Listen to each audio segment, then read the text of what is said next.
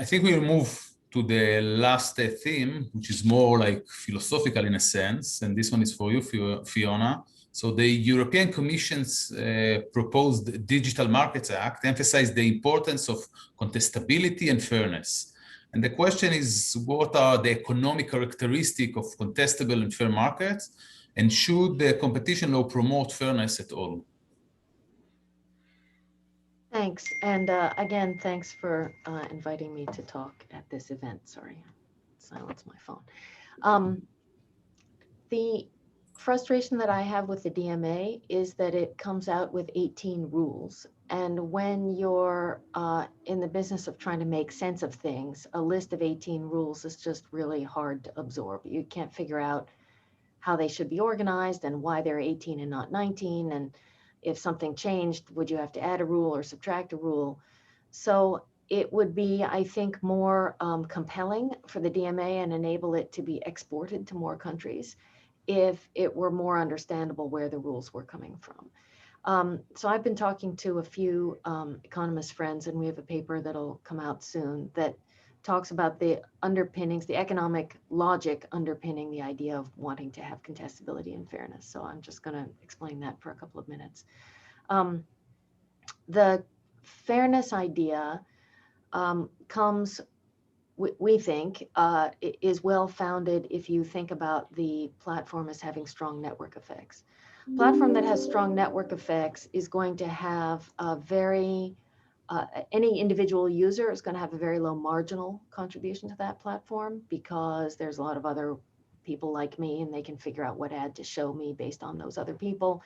If I leave Facebook, nothing much happens to the value of Facebook.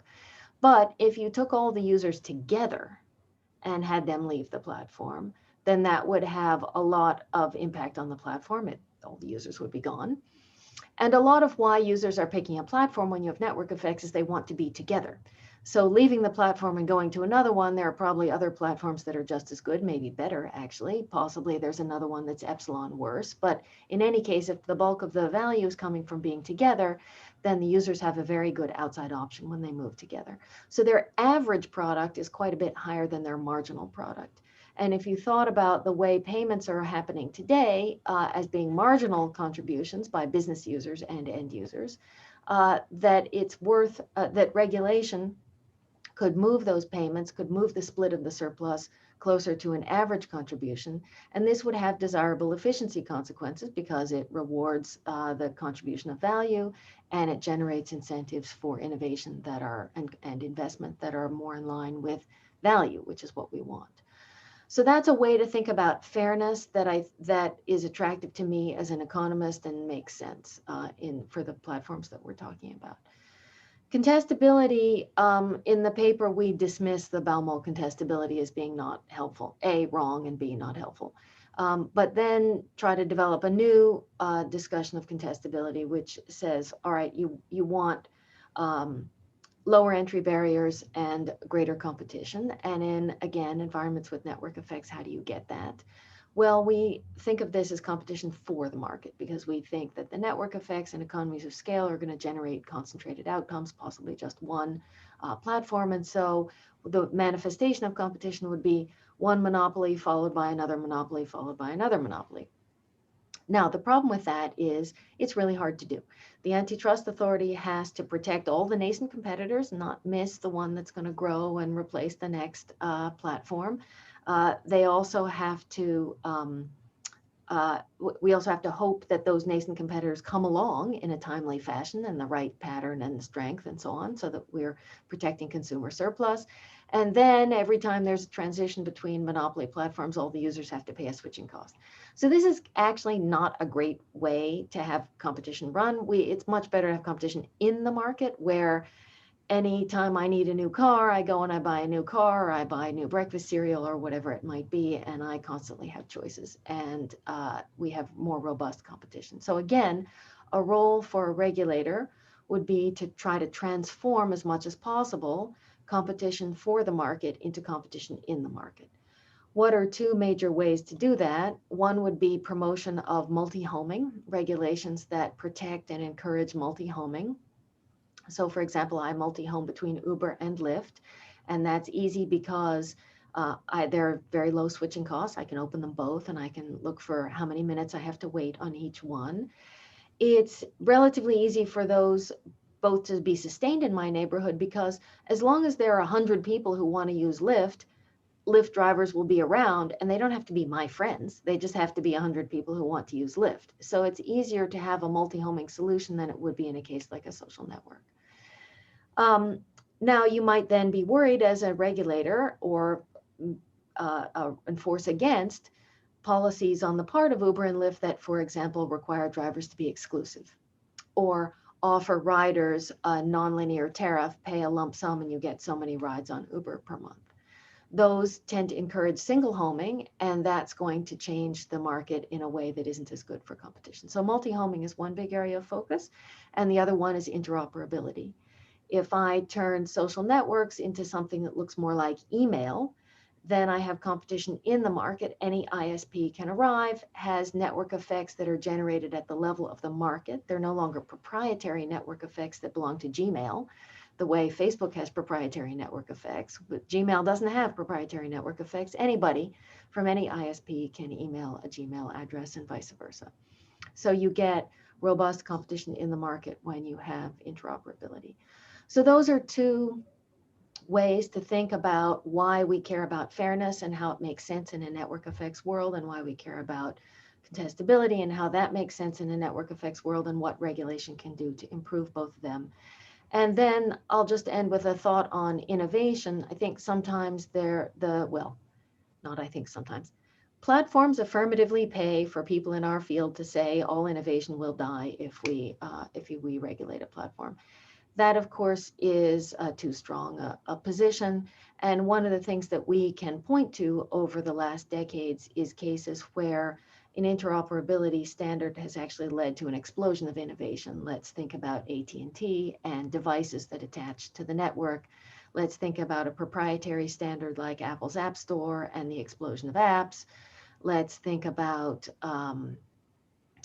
something as mundane as the electric plug, where you have a voltage and a shape of plug, and then you have appliances that proliferate on the other side of that plug. So we have plenty of examples of interfaces that have generated large amounts of competition because they're secure and stable and promote entry. So I think there's a lot to say that's positive about innovation when we think about these regulatory choices also. Fiona, just a quick follow-up, and anyone, it would be great to hear each one of you on that. So you talked about technical terms that economics are fluent in them: interoperability, multi-homing, single homing, etc. And then you say, and lawyers don't have this lingo. And the point, I think, that when lawyers hear the word fairness, they do not have in mind anything you just talked about. And at the end, lawyers are those who draft the laws and those who have to interpret the laws. So don't you have a concern that economics is not sufficiently responsive to how people, what the institutional capacity of individuals to process information or process analytical knowledge? I suppose you're right. I mean, that's the reason that this group is writing this paper.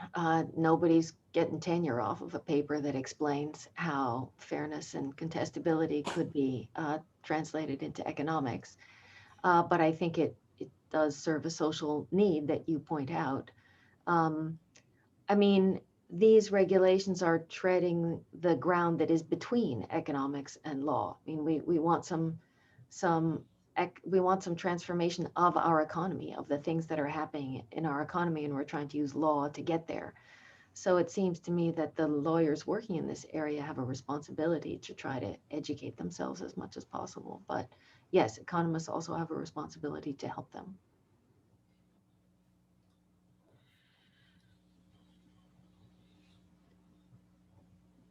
Anyone else want to respond to this?